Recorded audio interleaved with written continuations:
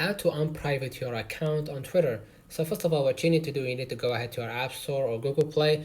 Make sure that you updated the app to the latest version so you can actually get access to all the new features. Next up, what I'm going to do, I'm going to just open up the Twitter app. Now what I'm going to do, I'm going to just go ahead and click on my avatar icon at the top left corner. And here you're going to see a window appearing to you on your left. Go ahead to the settings and support, and you're going to see multiple options. Just click settings and privacy. If the settings and privacy, you're going to see multiple options appearing to you.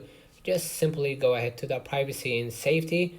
In here, you're going to see multiple options. What you're going to do, you're going to just go ahead to the audience and tagging.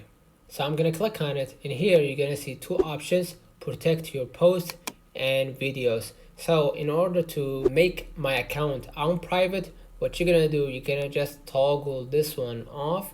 That means that my account right now, if I went back right here to my settings, that means that I applied the settings on my account. That means that I made my account public to everyone. Let me know in the comments if this video helped you.